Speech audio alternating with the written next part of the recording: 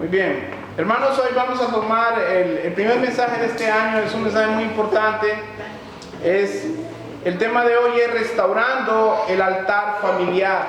Restaurando el altar familiar. Para eso voy a ocupar que vayamos al Salmo 78 y busquemos del versículo 5 al 7. Salmo 78, 5 al 7.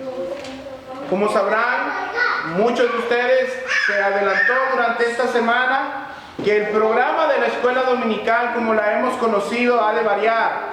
Y hoy, viendo la necesidad de darles una explicación clara, vamos a aprovechar para explicar esto a través de este mensaje. En el Salmo 78, 5 al 7. ¿Me dicen amén? ¿Amén? Muy bien. Dice así: Él estableció testimonio en Jacob y puso ley en Israel, la cual mandó a nuestros padres que la notificasen a sus hijos, para que lo sepa la generación venidera y los hijos que nacerán, y los que se levantarán lo cuenten a sus hijos, a fin de que pongan en Dios su confianza y no se olviden de las obras de Dios, que guarden sus mandamientos. Padre, te pedimos en esta noche que puedas guiarnos a través de esta palabra, que puedas darnos un espíritu entendido, un corazón dispuesto a recibir el mensaje de hoy, que podamos ser una buena tierra para tu buena palabra y traer a nuestras vidas una buena cosecha de sabiduría, de conocimiento y de acción conforme a tu palabra. Queremos pedirte en el nombre de Jesús que soples a través de este mensaje, Señor, de tu conocimiento, de tu revelación, porque si tú no nos usas, oh Dios, no hay nada en el hombre que pueda edificar al hombre. Así que te pido en el nombre de Jesús, junto a mis hermanos, que uses a este siervo inútil para tu gloria. Y glorifica tu palabra y glorifica tu nombre a través de este mensaje, Padre. En el nombre de Jesús te lo pedimos. Amén y amén. Bueno, muchos tenemos hijos o hemos conocido de niños que han asistido a algún tipo de programa de escuela dominical. ¿Cierto o me equivoco? Amén. Pero si hacemos un repaso de cuántas personas realmente van a un programa de escuela dominical en la mayoría de las iglesias, que es prácticamente común ver en la mayoría de las iglesias un programa de escuela dominical, pero si hacemos un balance, muchas de esas personas que empiezan en un programa de escuela dominical no continúan cuando llegan a la adolescencia o cuando llegan a la juventud en los caminos del Señor. Muchas de estas personas, usted las puede ver, muchos de estos niños los puede ver consistentemente en las escuelas dominicales de cada domingo, pero cuando ya llegan a quinto o sexto grado, empiezan a manifestar una cierta rebeldía y en el colegio se alejan de Dios. Una pregunta sería: ¿cuántos jóvenes cristianos conoce usted? ¿Cuántos jóvenes cristianos conoce usted? ¿Alguno que tenga un número? ¿Cuántos jóvenes conocen ustedes que van a la iglesia? Y de esos muchos, ¿cuántos creen ustedes que son cristianos? Poco, ¿cierto? Ahora vamos a ver dónde es que comenzó a perderse el joven para que no siguiera los caminos que aparentemente comenzó a tener en la escuela dominical. ¿Dónde está realmente el problema? ¿Por qué hay tantos jóvenes que niegan a Cristo cuando llegan a determinada edad? Muchas veces hay generaciones perdidas, ¿no? Nosotros decíamos, esta iglesia tiene una generación perdida, porque estaban los niños y estaban los adultos y no había jóvenes. De hecho, que ahorita solo contamos con 2, ¿verdad? Pero esto pasa porque muchas personas comienzan en un programa de escuela dominical, pero abandonan el camino de la justicia porque nunca conocieron verdaderamente a Dios. Pero nosotros tenemos que entrar al meollo del problema para poder resolverlo.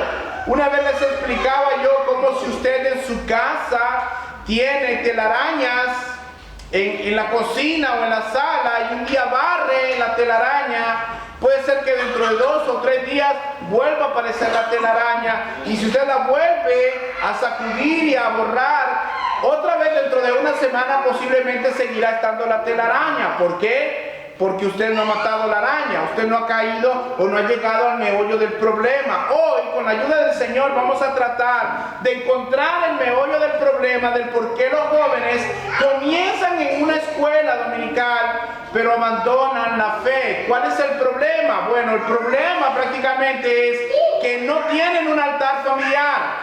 He aquí el nombre del tema, de restaurando el altar familiar. Vamos a ir al primer punto, que es el origen de la escuela dominical. Si yo preguntara hoy, y usted fuera sincero en su respuesta, como debe de serlo, ¿alguno de ustedes sabe cómo empezó la escuela dominical? Solamente la adoptamos, ¿por qué? Porque es algo establecido ya de la iglesia moderna, pero solo lo heredamos, como muchas cosas que heredamos del ámbito cristiano, que muchas veces no tiene fundamento cristiano. Yo quiero llevarlos a un poco de historia para que usted conozca el origen del problema.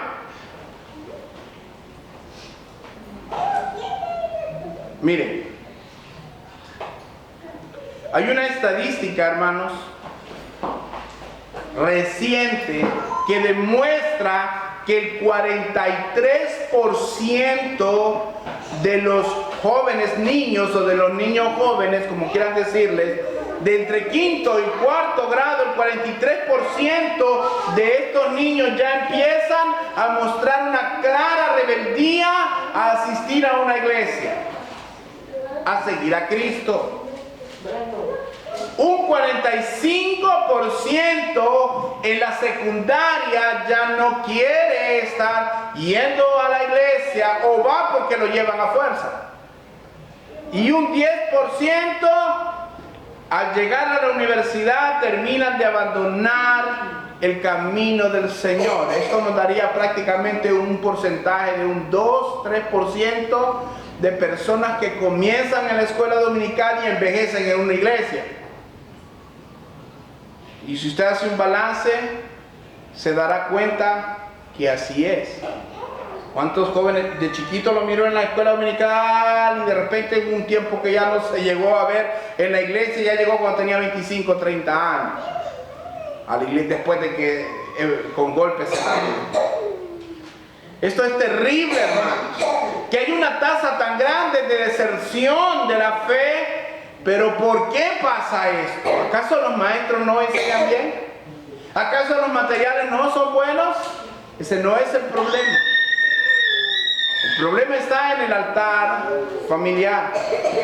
La escuela dominical, como hoy la conocemos, es un modelo mal copiado de un diseño de un hombre llamado Robert Reich. Robert Reich era un inglés reformista y educativo que principalmente fue reconocido y es reconocido a lo largo de la historia como una persona que fundó escuelas dominicales. Pero estas escuelas dominicales no son o no eran lo que son ahora. En aquel tiempo, Reich miraba que en la cárcel había muchas personas que caían en ella por falta de educación. Así que él, pensando que la educación era la solución, decide abrir un movimiento de escuelas para el día domingo, escuelas dominicales. Estas escuelas tenían como fin recoger niños callejeros y darles educación de inglés, de matemáticas, de religión, y ellos llegaban a las 10 de la mañana. ¿Cuántas escuelas dominicales empiezan a las 10 de la mañana? Casi todas, ¿no? a las 10 de la mañana, de 10 a 12 tenían clases de enseñanza de español, bueno, de inglés, de matemáticas, de estudios sociales, de todas las materias que se manejaban en la época, y luego a las 12 se iban y después volvían a la 1 y después recibían otra clase y eran llevados a una iglesia para que recitaran y aprendieran el catecismo de la época. Luego a las 5 salían hacia sus hogares. Era el día domingo porque muchas personas generalmente trabajaban de lunes a sábado en las minas y en ciertas labores que solo les permitía estar disponibles el día domingo. Así que la idea original de este proyecto era atender y ayudar a los niños que no tenían educación a que tuvieran la oportunidad de educarse. Sucede que se volvió en un movimiento muy popular. Imagínese usted que estas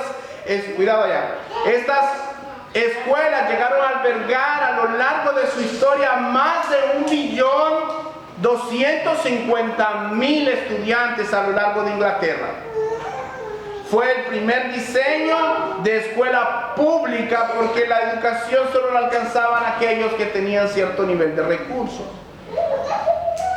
La iglesia empezó a tomar este diseño y empezó a llevar a los niños a una reunión los domingos, la escuela dominical cristiana. Pero esto, hermanos, era contra la historia de lo que ya se practicaba en la iglesia. Por más de 1800 años, el diseño original era el de la Biblia, hasta que se empezó a implementar esto. Los pastores y líderes de la época comenzaron a prever el peligro que esta práctica traería a la iglesia y al hogar, al decir, voy a citar al reverendo Thomas Bourne, que dijo, sea lo que fuera, y lo repito una vez más, mi gran objeción de las escuelas dominicales es que temo, escuchen muy bien, que finalmente destruirán toda religión en la familia. Y yo considero mi deber protegerlos de todo lo que tenga la tendencia a lograrlo. Tristemente el tiempo le dio la razón. Tristemente con el tiempo vemos una gran deserción en los jóvenes acerca de la fe. Y es que es el padre quien ha sido llamado para ser el sacerdote del hogar y no los maestros de la escuela dominical. Se lo voy a repetir, es el padre quien ha sido llamado a ser el sacerdote en su casa, en el hogar, y no los maestros de la escuela dominical. Pero el diseño de la escuela dominical, como hoy lo vemos, no era el mismo que tenía Reis. El diseño de Reis era prácticamente con el fin de ayudar a los niños callejeros, nunca de suplantar la responsabilidad de los padres de enseñar a sus hijos. Y algo muy tremendo que pasa es que cuando a las personas les dan una oportunidad de zafarse de sus responsabilidades, las toman con suma facilidad. Y ese fue el principal problema. Pero este diseño no fue nuevo. Platón, en el año 380 a.C., decía, creía y enseñaba que en una república perfecta los niños tenían que estar separados de sus padres. Un reformador de educación francés llamado Jacques Rousseau decía que los niños tenían que estar, para el Estado tenía que ser más importante la educación de los niños que para los mismos padres. Entonces llegó Robert Reis que promovió el programa de reformas sociales llamado Escuelas Dominicales para los niños callejeros. Nunca fue el fin suplantar el diseño bíblico.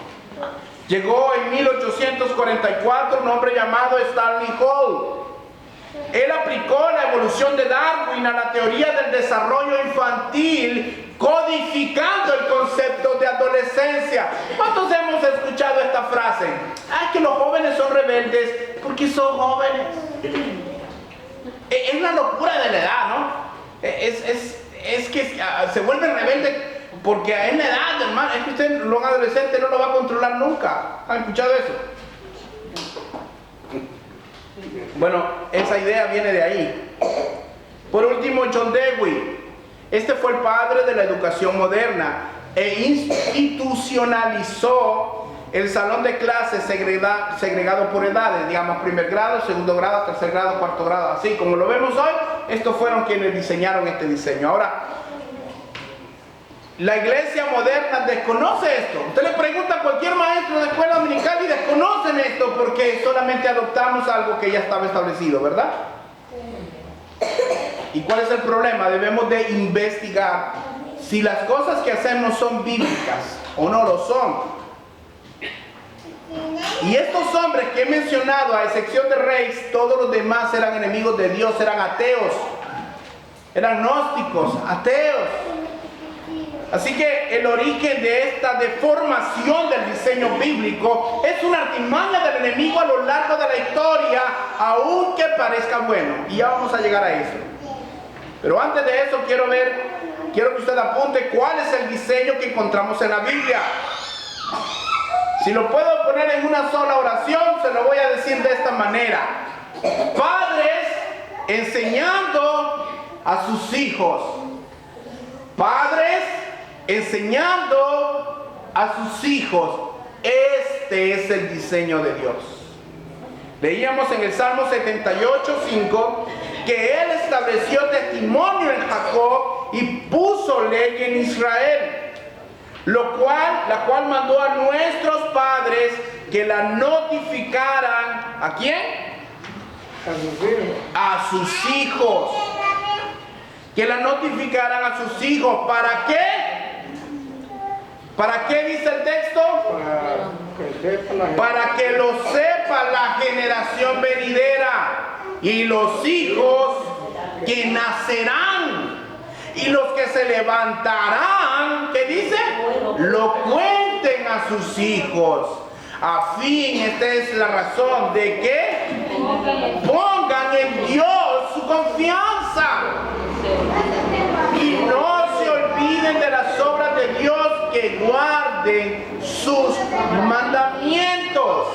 Así que, ¿qué es lo que quiere transmitir aquí el escritor de este salmo? Una orden perpetua de que el hombre debe de enseñar a sus hijos. Es una ley de parte de Dios. Es un mandato y es una responsabilidad del hombre de instruir al niño en su camino. ¿Para qué? Para que cuando fuere viejo no se aparte de él. ¿Qué significó para los que recibieron esta noticia? Para los que leyeron eso y para usted y para mí en esta noche. Que es una orden directa y un deber que debemos de cumplir, principalmente los padres varones. ¿Quién es el sacerdote del hogar? El hombre. El hombre. Así que tenemos la responsabilidad de enseñar a nuestros hijos a que teman a Dios, a que honren a Dios, a que conozcan a Dios, a que les sirvan a Dios. Jesucristo mismo enseñaba: dejad a los niños venir a mí y no se lo impidáis. Y algunos dirán: pero yo lo mandaba a escuela dominical, Señor. Pero no eran los maestros a quien yo les voy a pedir cuenta, porque cuando llegue el día del juicio y las personas estemos delante de Dios, yo sí le puedo garantizar algo: que al pastor no le van a decir: ¿por ¿por qué no enseñaste al hijo de fulano de tal a temerme a mí? Yo no podía ir a su casa, Señor. No me va a decir eso el Señor. De aquí para allá, todo es responsabilidad mía. Si les enseño o no la verdad, como lo estoy haciendo hoy. Pero en su casa no mando yo, hermano. En su casa manda usted. ¿O mando yo? Algunos pastores que sí mandan, va. Pero yo no soy de esos falsos pastores ni falsos maestros. Yo no voy a ir a su casa a pegarle a su hijo, a corregir a su hijo. Yo no voy a ir. Eso le toca a usted. La vara no la tiene el pastor, la tiene el padre. Durante los primeros 1800 años lo establecido era padres enseñando a sus hijos. Eso era lo establecido. El diseño de Dios, hermanos, no ha cambiado a lo largo de la historia. Los que hemos buscado la comodidad somos nosotros. Somos nosotros. El plan A de Dios era padres enseñando a sus hijos. El plan B fue mucho más atractivo para todos, es que la iglesia les enseñe. Que la iglesia les enseñe. Esa es la triste realidad. Y yo quiero citar algunos argumentos, o dos al menos, que alguno puede estar pensando en su corazón. En algún momento alguien me lo expresó y quiero compartirlo. Alguien podrá decir, pero el programa de la escuela dominical nuestro es bueno, es efectivo. Hemos visto cómo los niños han aprendido de la palabra. ¿Cuántos han pensado? No me lo digan, pero ¿cuántos han pensado eso? Es que en la escuela dominical de Manantiales en el Desierto hemos tocado un programa basado en la palabra. Y muchos dirán, es un buen programa, yo miro el avance de mis hijos, ¿sí o no? Muchos pensamos eso, pero hermanos, déjame decirte que hay veces que haciendo cosas buenas hacemos cosas malas. Como dijo el hermano un día, no hagas cosas buenas que parezcan malas, así es, ¿no? No hagas cosas malas, perdón, así es, no hagas cosas malas que parezcan buenas. Muchos dirán, pero la escuela dominical es bueno, la escuela dominical es eficiente, pero, ahí está el pero que mata todo, ¿no? No es el diseño de Dios. El diseño de Dios sigue siendo padres enseñando a sus hijos. Y quiero llevarlo a una historia en la Biblia donde vamos a ver que alguien quiso hacer algo bueno, pero tuvo unas consecuencias terribles. Y quiero que vaya al segundo libro de Samuel, capítulo 6, versículo 1. Perdón, hermano. Es que yo le dije que la misma palabra dice que hay caminos que al hombre le parecen caminos de bien, pero son caminos de muerte. Muy bien. A ese argumento, segundo libro, de Samuel, después de primera de Samuel, ¿verdad? Ok, capítulo 6, versículo 1 en adelante. Hermanos, como bien decía el hermano y citaba el proverbio, hay caminos que al hombre le parecen de vida, pero su fin es de muerte. Hay cosas que hacemos que aparentemente son buenas, pero su final son catastróficos. Yo quiero citar esto porque dice que David intenta llevar el arca a Jerusalén. Segunda Samuel capítulo 6, versículo 1 en adelante. Dice así. Bueno, un poco de contexto de la historia es que el arca había caído en manos de los filisteos. Pero los filisteos ya que les cayeron muchas plagas, determinaron devolvérsela a Israel. Y David dice que volvió a reunir a todos los escogidos de Israel, 30,000. Y se levantó David y partió de Balaá de Judá con todo el pueblo que tenía consigo, para hacer pasar de allí el arca de Dios, sobre la cual era invocado el nombre de Jehová de los ejércitos, que mora entre los querubines. Pusieron el arca de Dios sobre un carro. ¿Cómo era el carro? Era un carro nuevo. Y la llevaron de la casa de Abinadab, que estaba en el collado, y Usa y Ahío, hijos de Abinadab, guiaban el carro nuevo.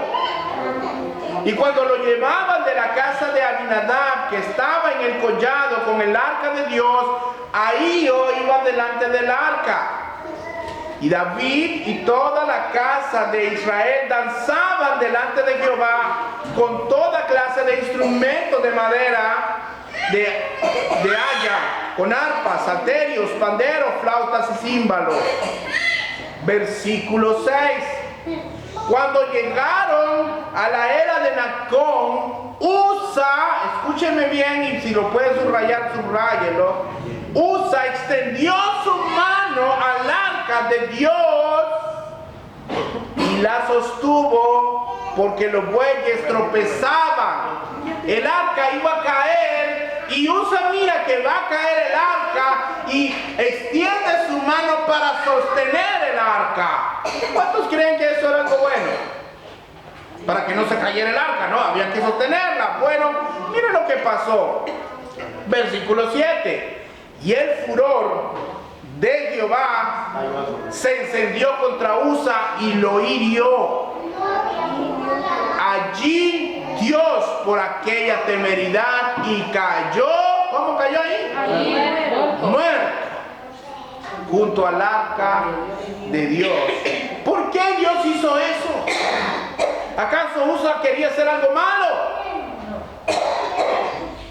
No quería hacer algo malo, pero el diseño de Dios era que solo quienes podían tocar el arca. Solo los levitas, los sacerdotes. Solo ellos. Así que aún queriendo hacer algo bueno, resulta que al no ser el diseño de Dios, terminó en una triste tragedia. Más adelante en la historia, David dijo que nadie toque el arca sino los levitas. Corrigieron. David corrigió. Dijo, nadie toque el arca, solo los levitas deben de hacerlo. El diseño de Dios en la enseñanza de los niños es que son los padres y no la iglesia quien tiene la responsabilidad de enseñar a sus hijos. Pero la función de la iglesia es equiparles para que ustedes puedan llevar a cabo su labor. No vaya a pensar, el pastor está diciendo, nosotros vamos a enseñar a nuestros hijos, pero yo no sé por dónde empezar. Bueno, eso no va a pasar en esta congregación, porque nosotros les vamos a ayudar, les vamos a equipar y les vamos a animar para que cumplan su deber, para que puedan cumplir con su llamado de instruir al niño en su camino. ¿Por qué? Porque nadie influye más en la vida de los niños que sus padres. Yo hasta el día de hoy no he conocido un niño cuando le pregunto al varón, ¿como quién quiere ser? Generalmente dice como mi papá. No he escuchado niños todavía que digan, yo quiero ser como el pastor. No, como mi papá quiero ser. Hay una canción muy linda que dice, ayúdame a ser como tú, porque él quiere ser como yo. ¿La han escuchado? Es una canción muy bella. Y esa debería ser nuestra oración. Por ejemplo, los niños deben de recibir la nutrición espiritual en el hogar. Porque si yo le pregunto a usted, ¿dónde come usted? ¿En la casa o en la calle? Y cuando come en la calle, nunca sabe igual que los frijolitos que hace la doña, ¿verdad? En la casa se come mejor, porque se come con amor, en un ambiente seguro. Usted si es de los que disfruta la comida, usted lo puede hacer con confianza, nadie le va a decir nada, porque usted está en su hogar. Ahora, las escrituras deben de ser estudiadas, deben de ser enseñadas en el hogar, principalmente. ¿Ocupan el micrófono o escuchan? Okay. Mira lo que dice segunda carta de Timoteo capítulo 3 versículo 14 y 15, y este es Pablo hablando a Timoteo. Segunda de Timoteo capítulo 3 versículo 14 al 15.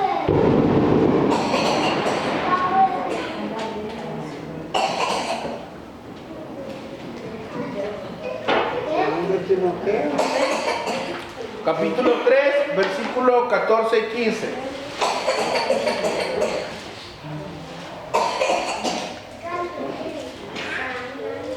Amén. Pero le dice Pablo a Timoteo, persiste tú en lo que has aprendido y te persuadiste, sabiendo de quién has aprendido. Versículo 15. Y que desde, ¿qué dice ahí? La niñez. Desde la niñez has sabido las sagradas escrituras, las cuales te pueden hacer sabio para la salvación por la fe que es en Cristo Jesús. He aquí un joven que desde pequeño había sido enseñado en el hogar. La historia cuenta que la abuela y la madre, Eunice, le habían enseñado a él.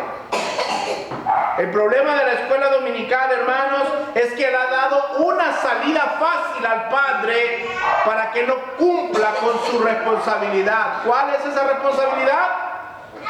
Padres enseñando a sus hijos. Deuteronomio capítulo 6, versículo 1.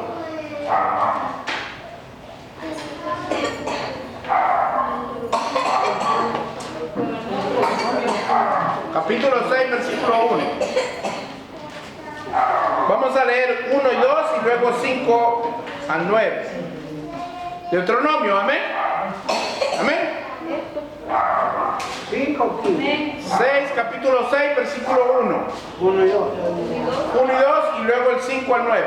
Dice así: estos pues son los mandamientos, estatutos y decretos que Jehová vuestro Dios mandó que os enseñase para que los pongáis por obra en la tierra la cual pasáis vosotros para tomarla, para que temas a Jehová tu Dios, guardando todos tus estatutos y sus mandamientos que yo te mando, tú, tu hijo y el hijo de tu hijo, todos los días de tu vida, para que sean tus días prolongados. Versículo 5. Y amarás a Jehová tu Dios de todo tu corazón y de toda tu alma y con todas tus fuerzas.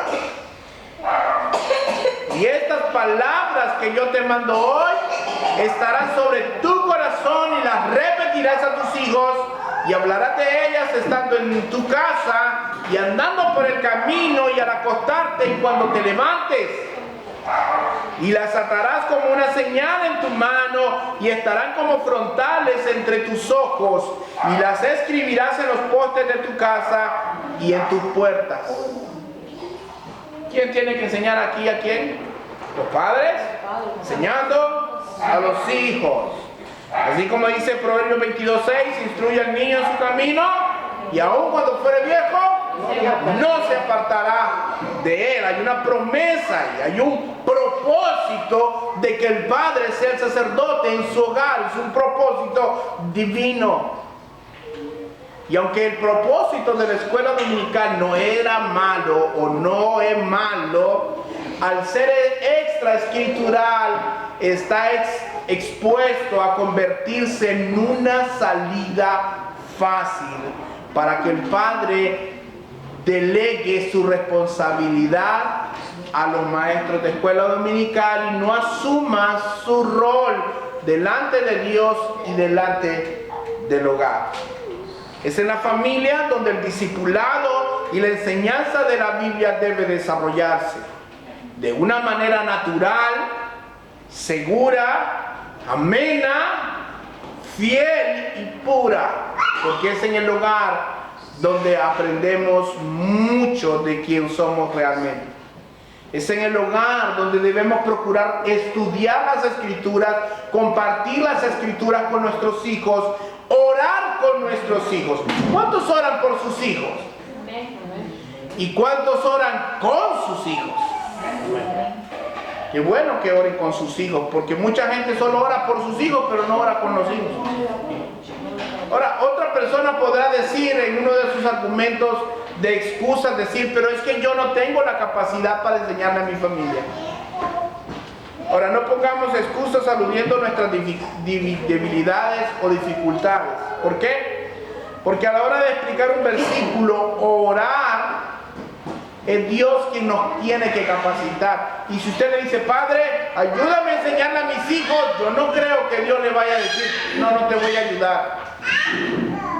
Dios está dispuesto a ayudarle. Dice la misma palabra, y vosotros, padres, no provoquéis a ira a vuestros hijos, sino criadlos en disciplina y amonestación del Señor. Así que la amonestación del Señor, disciplina y amonestación del Señor, vara y doctrina, vara y doctrina. Pero ¿a quién le dice? ¿Vosotros pastores? No, vosotros padres. Y algunas personas podrán decir, bueno, pero es que yo no tengo esos talentos. Hermano, tienes talentos, tienes dones que Dios te ha confiado y los tienes que desarrollar poniéndolos en uso, no descuidándolos. Es en el hogar donde tú vas a empezar a desarrollar las habilidades que Dios te ha puesto y vas a descubrir las habilidades que Dios ha puesto en los hijos tuyos también. El problema no es que no tengas capacidad para enseñar a tus hijos. El problema es que muchas personas no aman a Dios con todas sus fuerzas, ni con toda su mente, ni con todo su corazón, y por eso no se enfocan en enseñar a sus hijos el camino de Dios. Como decía la hermana Lilian, el frío no está en la cobija, el frío está en la persona. Yo pregunto, ¿por qué quieren los hombres que la iglesia sea quien eduque a sus hijos? Yo a veces pienso que es para tener a alguien a quien echarle la culpa. Porque, no sé, tal vez solo pasó aquí, solo me ha pasado a mí, pero a veces, de vez en cuando el niño sigue siendo niño y hace alguna travesura o hace algo mal, y uno tenía que el dedo señalador para decirle, y eso vas a aprender a la escuela dominical. Cuando el niño hace algo malo, veníamos nosotros, si somos tan falsos, que le decimos, y eso vas a aprender a la escuela dominical. Y el niño, qué bueno fuera que el niño, no, lo aprendí de vos. Tal vez no lo dice, lo piensa porque sabe que se lo gana, ¿va? Pero muchas veces así es. Hermanos, déjame decirte algo. Lo que tú haces en tu casa tiene más impacto en la vida de tus hijos de lo que pueda aprender en la congregación. ¿Qué está viendo en ti? Hoy hablaba con un joven y le decía yo, ¿va a alguna iglesia? Y me decía, no voy, estaba con el hijo, pero mando a mi hijo, dice, a la iglesia, me dijo. Qué bueno que vaya, le digo, pero ¿y usted? ¿Sabe que lo que usted le enseña a su hijo es más influyente que lo que aprende en la congregación?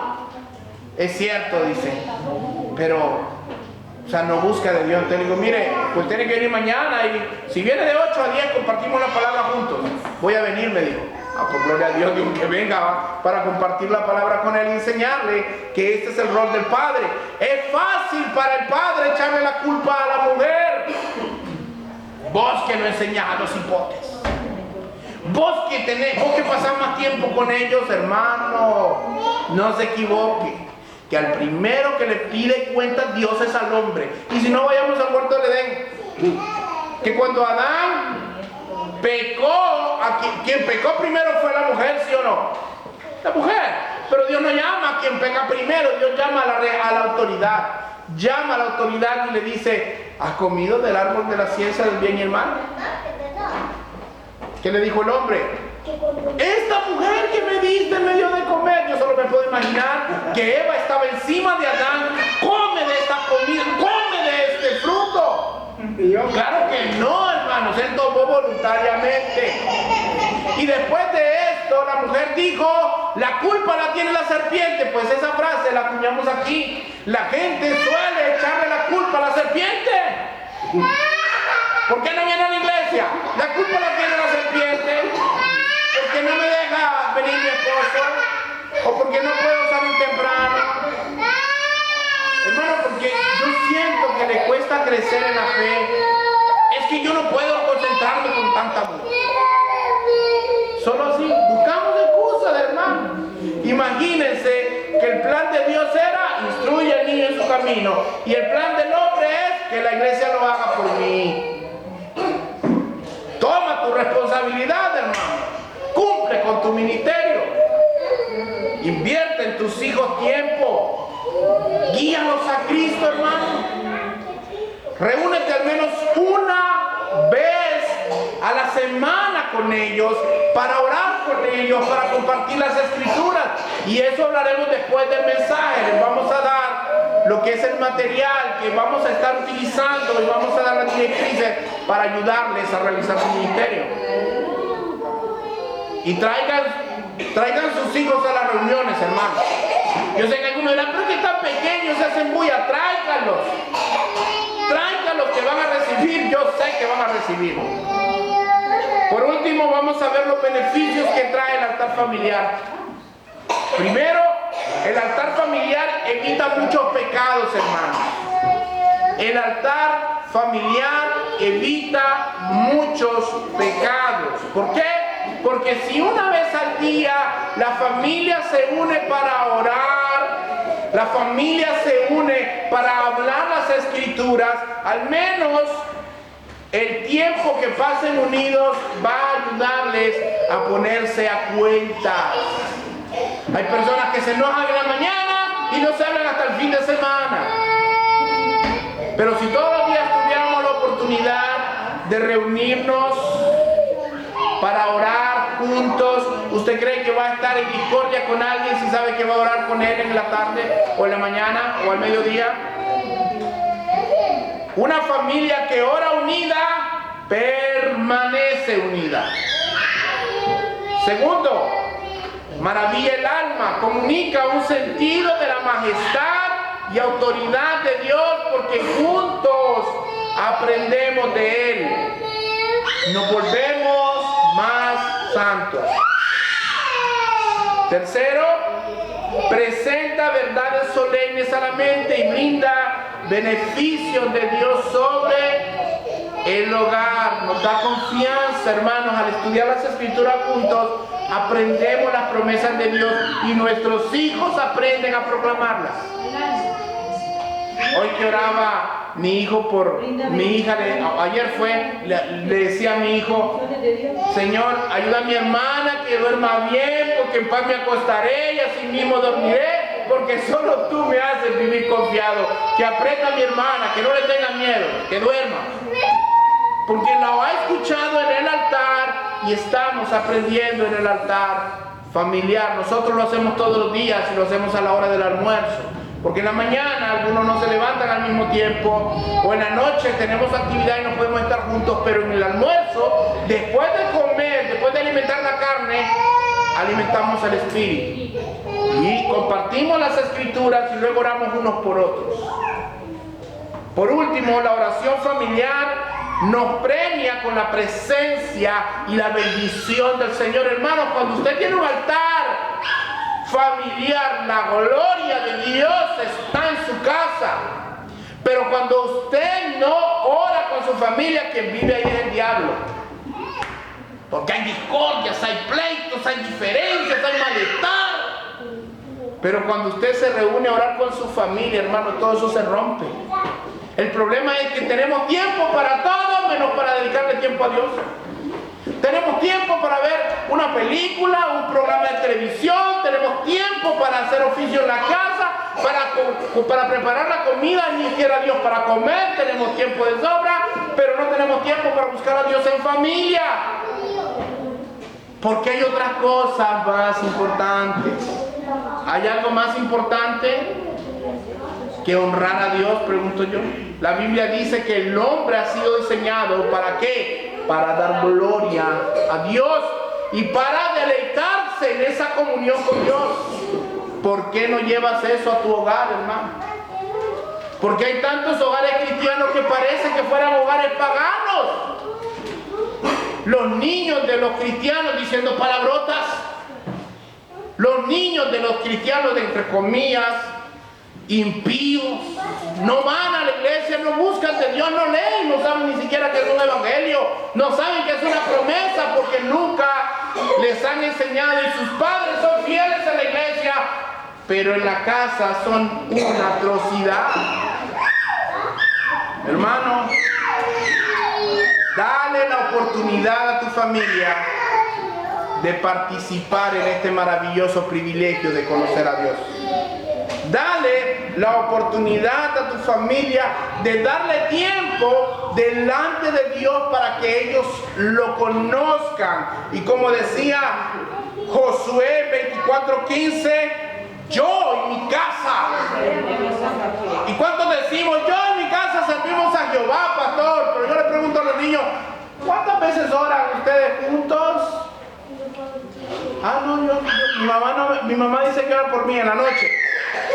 O cuando damos gracias por la comida, esas no cuentan, hermano. Un tiempo especial. Un tiempo especial. Saque un tiempo especial para enseñar a sus hijos el camino del Señor. En el caso de que haya alguna persona aquí, una mujer cuya pareja no sea convertido, no sea cristiano, no venga a la iglesia, es la única manera en que usted puede tomar el lugar. Pero si su esposo es cristiano, lo siento, pero le toca al varón. No importa si es muy elocuente, no importa eso. El sacerdocio es del varón, porque si no, cometemos el mismo error del Génesis, cuando la mujer tomó la posición del varón y desde ahí estamos todos con problemas por el pecado, ¿verdad? El rol es el hombre siendo sacerdote en el hogar. Y como dijo Santiago 4:17, al que sabe hacer lo bueno y no lo hace, le he contado por pecado. Termino con esto. Hay un hombre a quien yo particularmente admiro por su valor a la hora de defender la verdad. Su nombre es Paul Washer. De ahí muchos mensajes que han impactado mi vida y han hablado a mi vida. Es un gringo él. Pero Paul Washer es un hombre que se ha dedicado a levantar siempre, a fomentar a sus miembros de la iglesia que ellos tengan también sus altares familiares. Y en una convención él cuenta la historia que habían varios pastores y un pastor se acercó y tocando el tema de la escuela dominical, dice que se le acercó y le dijo, si yo le digo a la iglesia que vamos a quitar la escuela dominical, la iglesia me mataría. Entonces, Paul Washer dice que lo mira a los ojos y ¿saben qué le dijo? Le dijo, muere. Eso fue lo que le dijo. Entonces, muere. Si te van a matar por decir la verdad, muere.